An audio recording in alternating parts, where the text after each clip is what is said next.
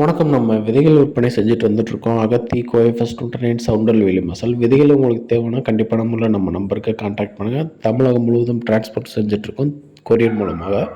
நம்ம இன்றைக்கி பார்க்க போகிற டாபிக் என்னென்னா, இந்த கோழிகளை இந்த பனிக்காலத்தில் நம்ம எப்படி எப்படிலாம் பராமரிக்கணுன்ற பற்றி ஒரு முழு காணொலியாக இருக்க போது. மொத்தமே ஒரு 4 நிமிஷம் தான். அதனால் ஸ்கிப் பண்ணாமல் பாருங்கள். அப்படின்னா தான் நம்ம சொல்ல போகிற விஷயம் உங்களுக்கு சரியான முறையில் புரியும்.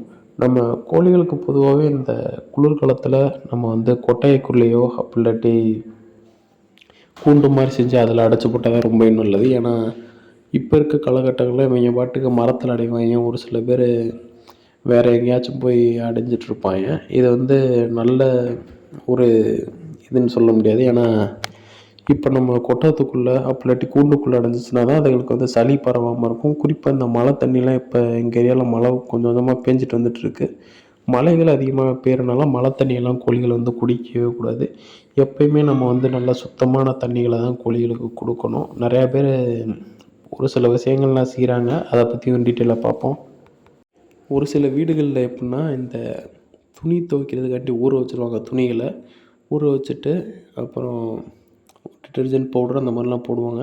போட்டுட்டு ஒரு சோம்பேறித்தனத்தில் என்ன பண்ணுவாங்கன்னா, ஒரு நாள் இல்லாட்டி 1 1/2 நாள் விட்டுட்டு அதுக்கப்புறம் துவைப்பாங்க. அந்த தண்ணியை அப்படியே இப்போ இதில் சாக்கடையில் அந்த மாதிரி கலந்து விடுவாங்க. அந்த மாதிரி தண்ணிகளை குடிச்சிச்சுன்னா கோழிகள் இறந்தே போயிடும். ஏன்னா நச்சுத்தன்மை அதிகமான அளவில் இருக்கும். குறிப்பாக இந்த தேங்குகிற தண்ணி ஆகட்டும், அப்புறம் நான் இப்போ சொன்ன மாதிரி இந்த டிட்டர்ஜென்ட் போட்ட தண்ணிகள் 1 நாள் ஆனது 2 நாள் ஆனதெல்லாம் ஊற்றி விடுவாங்க. இந்த மாதிரி விஷயங்கள்லாம் நம்ம தவிர்க்கணும். நம்ம கோழிகள்னால் நம்ம ஏரியாவுக்குள்ளே சுற்றுற மாதிரி நம்ம வலைகள் போட்டு பாதுகாப்பாக வச்சுக்கிறணும். நம்ம கோழிகளுக்கு அடை வச்சுட்டு வந்துட்டுருக்கோம். உங்களுக்கு கோழி குஞ்சுகள் எதுவும் தேவைன்னா கண்டிப்பான முறையில் கான்டாக்ட் பண்ணுங்கள். 1 மந்த்து சிக்கு இருக்குது, அப்புறம் 3 மந்த்து சிக்கு இருக்குது, சேவல்கள் விற்பனைக்கு இருக்குது. உங்களுக்கு தேவைன்னா நீங்கள் தாராளமாக கேட்கலாம். நம்ம அதிகமான அளவில் நம்ம கோழியில் காமிக்கல. இதில் பல விஷயங்கள் மறைந்திருக்கு. ஏன்னா ஒரு சில நண்பர்கள் கேட்குறது எப்படின்னா, கோழிகள் அதிகமாக வச்சுருக்கீங்க, நம்மளுக்கு எதுவும் இலவசமாக தரலாமா? அந்த மாதிரி ஒரு சில கேள்விகள்லாம் வருது மக்கள்கிட்டருந்து. அந்த ஒரு காரணத்தினால நம்ம கோழிகளை அதிகமான அளவில் காமிக்கல. காமிச்சதே தான் திரும்ப திரும்ப காமிச்சிட்ருக்கேன். நம்ம வளர்க்குறது எல்லாமே சிறுவடை நாட்டுக்கோழி தான். உங்களுக்கு தேவைன்னா கண்டிப்பான முறையில் கான்டாக்ட் பண்ணுங்கள். அதே மாதிரி நீங்கள் நேரில் பார்த்து பிடிச்சிருந்தா மட்டும் எடுத்துகிட்டு போகலாம். நம்மள்ட்ட ஒரு 10 செம்பரி கிடாக்கள் இருக்குது விற்பனைக்கு. எல்லாமே 15 கிலோ, அப்புறம் 14 கிலோ, 13 கிலோ ஒவ்வொரு தரத்தில் இருக்குது. உங்களுக்கு தேவைன்னா கண்டிப்பான முறையில் கான்டாக்ட் பண்ணுங்கள். நம்ம கண்டிப்பான முறையில் உங்களுக்கு பதிலளிப்போம். இதை நீங்கள் நேரில் பார்த்து எடுத்துக்கலாம். ஏன்னா ஒரு சில நண்பர்கள் நேரில் வரவே முடியாதுன்ற மாதிரி சொல்லுவாங்க. நீங்கள் நேரில் எந்த அளவுக்கு பார்த்து எடுத்துக்கிறீங்கன்னா அது ரொம்பவும் நல்லது. ஏன்னா நமக்கான குட்டிகளை நம்ம தேர்ந்தெடுக்கிறது ரொம்பவும் சிறப்பான ஒரு விஷயமா இருக்கும்.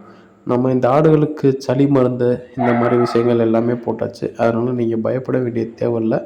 ஒரு 2 மாதம் இல்லாட்டி 3 மாதம் வரை வளர்த்தாலே போதும். நீங்கள் நல்ல ஒரு லாபத்தை எடுத்துடலாம். நம்ம 3 மந்த் சிக்கு தான் நீங்கள் இப்போ பார்த்துட்ருக்கீங்க. இந்த கோழிகளை பொறுத்த வரைக்கும் சண்டைகள் அதிகமான அளவில் வந்துட்டுருக்கு.